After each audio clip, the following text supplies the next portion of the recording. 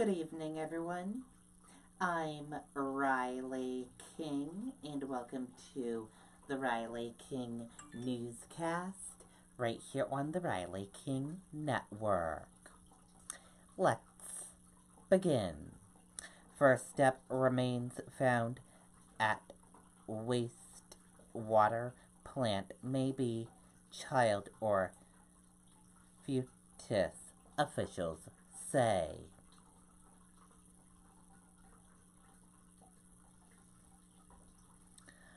The remains of a fetus or child were found Tuesday at the Conway wastewater treatment plant, investigators said. The New Hampshire Attorney General's office said an autopsy is scheduled for Wednesday. Investigators said they can't yet determine whether the child was a miscarriage. Officials said they're trying to locate the mother to ensure that she's okay and to determine what happened. Anyone with information is asked to call Conway Police at 603-356-5715.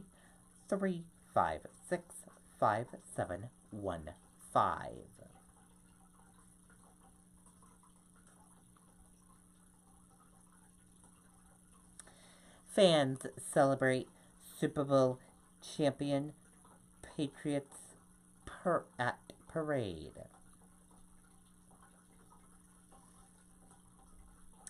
Let's take a listen to the video from WMUR News 9, Jamie Stateston. Yeah, this is a day in Boston, Amy, a Chamber of Commerce kind of day, both in weather and the fact that it epitomized the championship nature of the city of Boston. Let's get right to the videotape and show you this parade of the champion New England Patriots. For the 6th time, the Patriots parading on duck boats through the streets of Boston, and this is truly an annual tradition, really, because it's 2 times in the last 3 years, almost annual, and 3 times in the last 6 years. You add in 4 for the Red Sox and 1 for the Celtics and Bruins since the year 2002. And this town knows how to throw some parades. Rob Gronkowski on the duck boats. Tom Brady, such a popular sight, holding that Vince Lombardi trophy, and all the Patriots just living it up, soaking in the sun and soaking in what would probably be about 1 million fans, they were estimating, maybe many more than that, here to watch this parade. It was a great time and a great chance to see these Patriots up close and personal just 2 days after they beat the Rams in Super Bowl 53, 13-3. We'll have much more coming up in the news at 5 and 6. But with the champion, New England Patriots, live in Boston, I'm Jamie Staten, News 9 Sports. Okay, and there you go on that video and that report. And I hope you were able to watch our live coverage of the event on the Riley King Network Facebook page. We were live there today, and we had a blast covering the parade. Brady, the only NFL player with 6 rings, flashes 6 hand singles.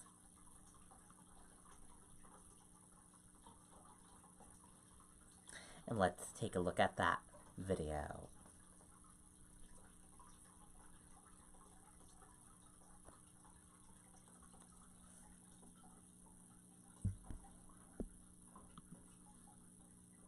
To win 6 NFL titles, and today he is all smiles, and there we are looking, I believe, at TB12.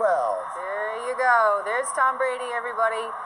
It's funny how these parades have changed through the years, isn't it? A young Tom Brady, and now he's an older Tom Brady, and he's got his family around him. He is the old man. He started this race towards 6 big championships back in 2001 when he was just 24 years old in that first game against the then St. Louis Rams. Folks down here in New England, though, especially in the Boston area, the guys that run that duck boat, they are like professional parade people by now. They are. 12 championship parades here. The Patriots, of course, have the most with 6.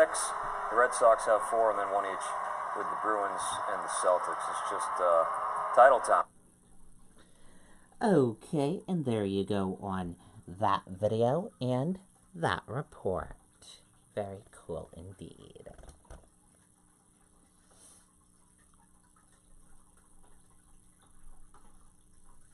Julian Edelman autographs football tossed by fan.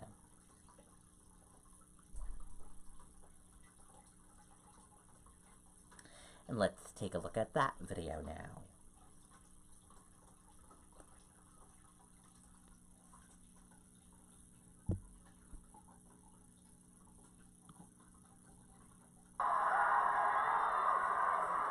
Looks like he's signing a football. That would be a cherished item from this parade, huh? A signed Julian Edelman football. Not bad at all. And then he throws it out. Well done. This is another one of those party bed trucks. Thanking the fans. Touching his heart. Very cool indeed. Signing a football.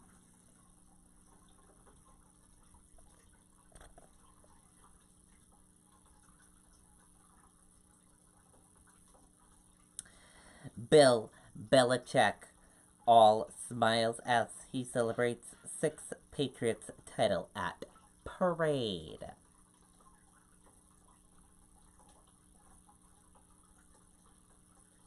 And let's take a look at that video from the parade.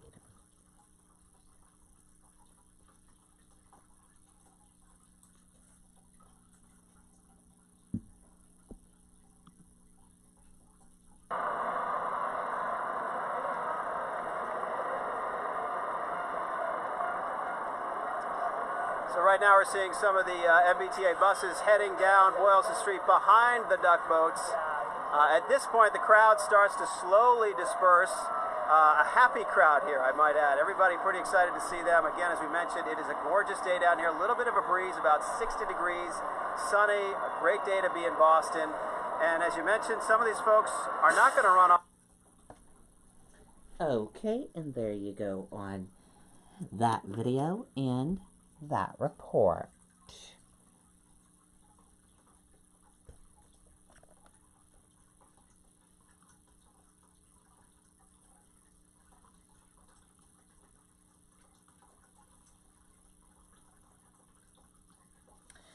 Health officials warn New Hampshire is in early stages of hepatitis A outbreak.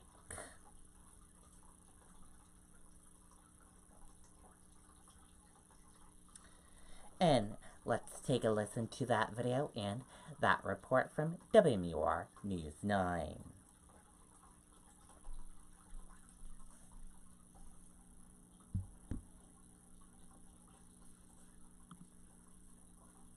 And right now, New Hampshire is in the early stages of a hepatitis A outbreak. According to the Department of Health and Human Services, there are 13 new cases of Hep A so far this year. 7 were diagnosed in January alone. The average is 6 to 7 cases a year. Hep A can lead to liver failure, severe infections, even death. Symptoms can last weeks to months. There's no specific treatment. DHHS is recommending vaccines for high-risk groups like young children and people with chronic liver disease. We do have a link to more information, including the specific symptoms. You'll find it on our website, WMUR.com. Okay, and there you go on that video and that report.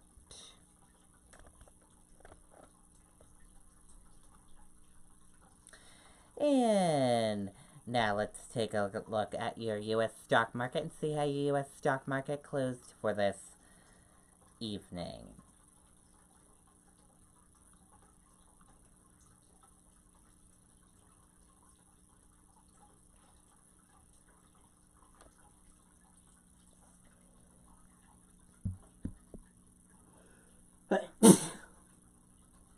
Sorry about that, everyone. And here's a look at your U.S. stock market right now. Your Dow Jones Industrial Average closed in the green and went up. Your Nasdaq closed in the green and went up. S&P 500 closed in the green and went up. Gold closed flat. Oil closed in the red and went down. U.S. 10-year closed in the red and went down. Euro/USD closed in the red and went down. And VIX closed in the red and went down. And that's how your stock markets closed for this Tuesday evening.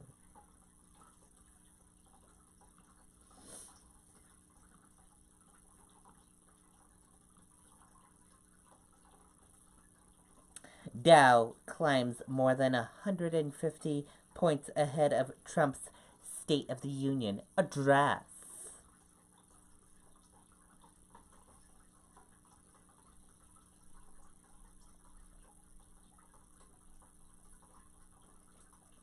Stocks rose on Tuesday as investors eagerly awaited President Donald Trump's latest State of the Union address, while the corporate earnings season rolled on.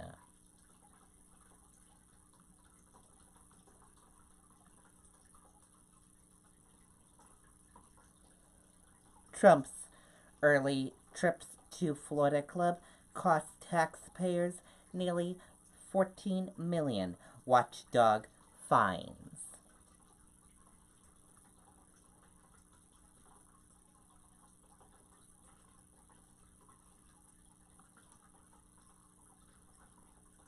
And let's take a listen to this video from ABC News.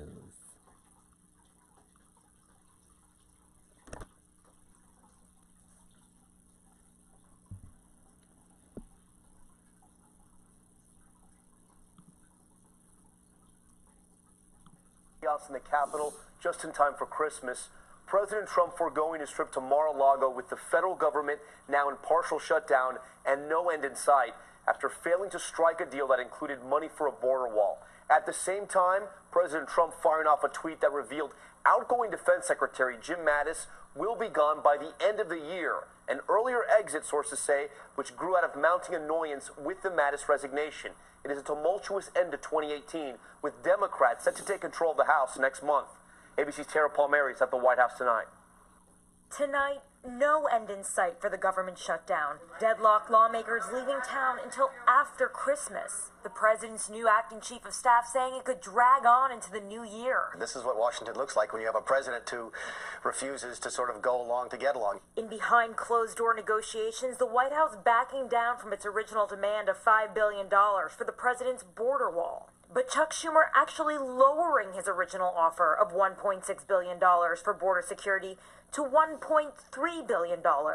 If I wrote a book called The Art of the Deal, I don't think I would take an offer of 1.3 when you had previously offered me 1.6. Since his presidential campaign, Trump has repeatedly promised he would get Mexico to pay for the wall. In the end, Mexico's going to pay for the wall. I'm just telling you.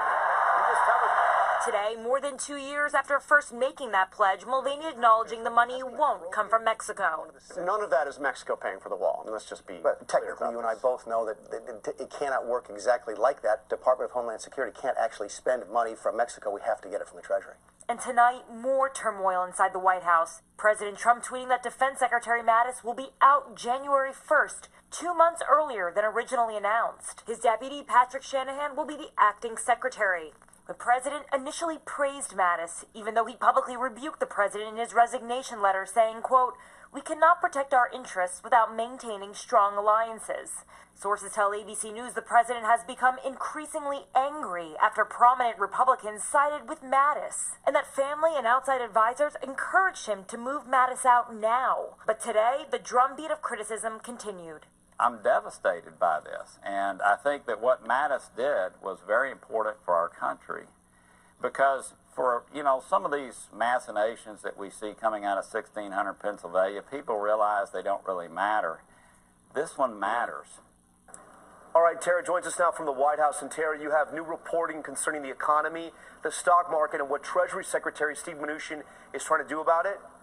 Tom, Mnuchin called the leaders of 6 major banks after a bad week on Wall Street to reassure them in this time of volatility and make sure that they have ample funds. Tom? Tara Palmieri with that new reporting tonight for us. Tara, thank you. Okay, and there you go on that video and that report. And that did it for the Riley King Newscast right here on the Riley King Network. I hope you all have a great rest of your Tuesday night, and I'll see you back here tomorrow for another newscast. And we'll be bringing you that special coverage of the State of the Union this evening. So be sure to tune in right here on the Riley King Network when that happens. And I'll have a news report coming up in a little bit. Good night, everyone. Bye.